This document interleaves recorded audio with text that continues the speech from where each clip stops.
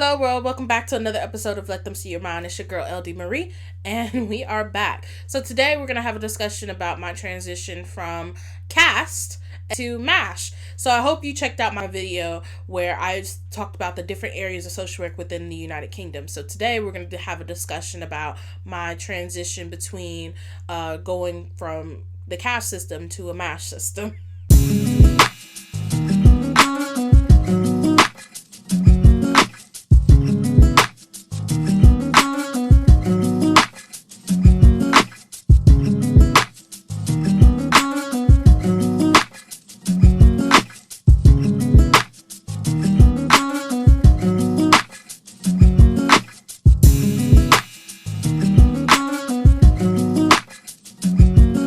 I came over here 2 years ago, and I first was a CAST social worker, which essentially CAST is Children and Assessment Team, which essentially was a whole safeguarding team where I did everything, every single thing from going to court, from dealing with adoption, a little bit of fostering, court systems, looked after children, adjustments to child protection cases, children in need cases, and those different types of cases. So I did a pretty much plethora of everything, and then dabbled into different areas, and then reached out to other areas to learn a little bit more.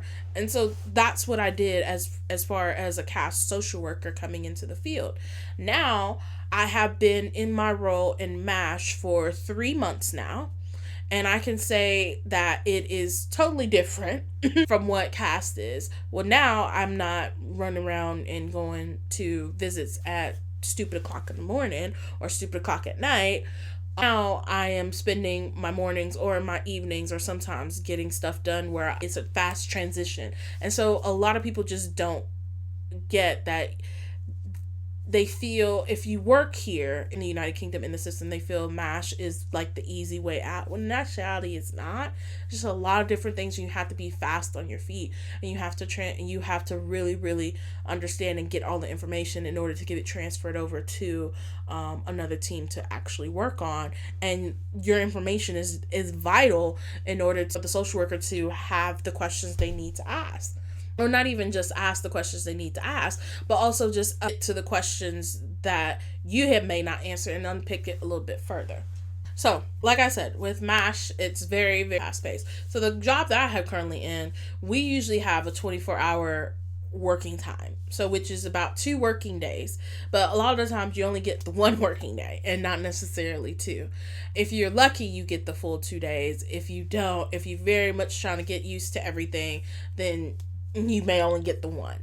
And there's different parts and different MASH departments from different local authorities work different ways. So with my local authority, we have those 2 working days. A lot of other working authorities, they may have 72 hours, or they may have 5 days, or they may have just the 1 day, and that's done and over with. It just depends on what you do. And then you get this information, and you're calling folks on the phone constantly, making sure that you have this information and make a determination on what type of threshold it meets as a social worker. Now, compared to being in CAST, you already knew what the threshold was. You already knew what a lot of the information that prior to the other social worker getting, because MASH feeds into the assessment team or MASH feeds into CAST.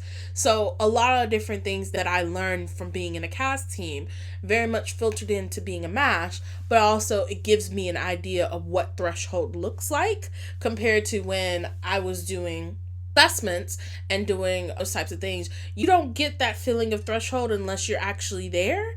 Now, threshold is already set unless something else happens, or something else that increases it or decreases it, or you're just looking at the other situation.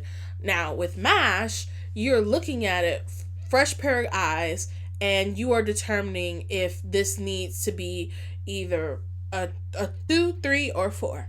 And that's the standard as far as like leveling systems. Like a level 1 can be like no services, they're accessing the universal services, everything is fine, no type of issue. Level 2, some complex issues, it may need somebody, but they can still recover within a community level. It's not nothing major. Level 3, there needs to be some intervention in place. This is more of a voluntary type of situation.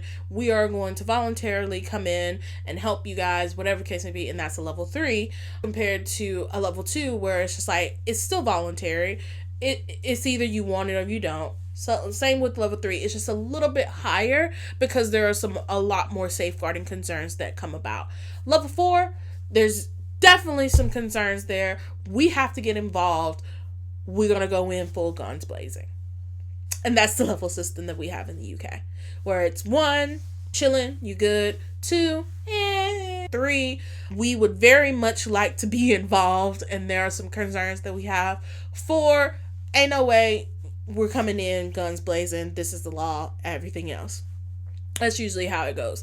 And so as far as for a MASH social worker, you have to look at those different thresholds and you got to determine what is there. So a lot of cases that I may see, they may start at 2, and then as I'm reading the information, it comes to 3, or as I'm getting in information from other agencies or talking with parents or talking with the child, that 2 can easily come to a 3, or that 3 can easily come to a 4. And that is the life of a MASH social worker. And you're constantly on the phone, you're constantly gaining information, you're communicating with your team. Well, I think it's just my team that I always communicate with each other. I don't know what other departments does, but we do a lot of communication within our team, and we bounce different ideas that kind of go back and forth. And that is the essential thing of MASH compared to CAS, where there's no question about threshold. It's either it's there or it's not, and you're conducting a full-fledged assessment to determine what the threshold is, stand at where it is right now, or you can close it, or you can offer some other advice. But usually when it's a 3 or a 4, there is a lot of things that we want to look at to see if we want to provide some intervention in, or if we don't. Because even when you do a full-fledged assessment, including talking with the parents, seeing the house, talking with other agencies such as school, police, those types of things, sometimes what we normally assess as a 3 in MASH would go to assessment worker after they've done all the checks, they visit the house, they've seen the child, everything else, it falls right back down to 1. But you don't know. And here in the United Kingdom, we're legally obligated to make sure if there's any concern that comes into our door, we have to investigate it. So there's that difference. So CAS is not necessarily the front door. CAS, or the assessment team, in a sense, the assessment team are the ones that get a better, fuller picture because they're seeing the families, they're talking with the families, they're looking at the home. Whereas with MASH, a lot of times you may not look at the home. You may talk to the kid at times. You may have a sense idea via video or whatever case may be, but you don't know until an actual person gets there. And that's where MASH ends and the assessment team or CAS comes into play. And you really, in the first few months that I was there, which I only been here for 3, I kind of struggled with just wanting to get all the information that I could to make a determination. When in actuality, a lot of the information that I can get, like other people will get, it's just I get enough information within the time scales that I need to, and then it's transition over.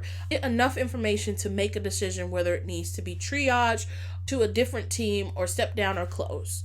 That's the difference in MASH compared to an assessment team or CAS. You're getting all the information and you're going to get as much as you possibly can, develop an assessment and make your recommendation final as far as whether it be closure or whether it be continuing to stay on or creating a plan or going from there. And those are the different things that come about when it's transitioning that way. And it took me a while to understand that a little bit. And I'm still struggling with it to this day. But ultimately, it comes with the job. Now, maybe 6 months down the line, it may be a lot better and I'm just bump. And other times it may be still, but I'm still learning in that process. And transitioning from an assessment team to MASH, it's a big jump. And it's very much a big change in your thinking in regards to how you're doing it, because now you're the front door person, you're the first person that a person hears when it comes to a referral after the fact that they placed it, and asking those difficult questions and seeing how that kind of works out. Because if you're the first person and you're trying to gain that information, how is the other social worker going to be getting that information as well? So it all works hand in hand, guys. It all works hand in hand. And I'm enjoying it. I'm very much enjoying just like here's the slip, go for it. I don't have to do home visits anymore, and I'm perfectly okay with that, and I'm glad that I'm able to do that. And if there's anybody that's wanting to transition into MASH because they think it's easy, I would want to take a second look at that, because you are the person that's going to be triaging, and there's going to be a lot of people that's going to be upset with you as far as a triage person. Now, I haven't came across anybody. I have come across one social worker. They felt like that my recommendation wasn't a good one, but even so, it's still your recommendation. You're still a social worker, and that's why social workers are in this position to make that decision in order to triage it, to make a better sense of what's going on. And at the end of the day, MASH does important work compared to what an assessment team or a child looked after or any other team that comes about. We are all essential to the job. So thank you so much for watching this. I hope you enjoyed this video, and I hope you enjoyed the information that comes about it, and I hope you learn from it. And so thank you. Just go ahead and like and subscribe to this video. Also click on the little bell to make sure that you get notified of all information that is containing to this channel. If you're listening to me via audio, please subscribe or follow to me on Spotify, Apple Music, Amazon Music, and also Google. Thank you so much for watching, and we are out.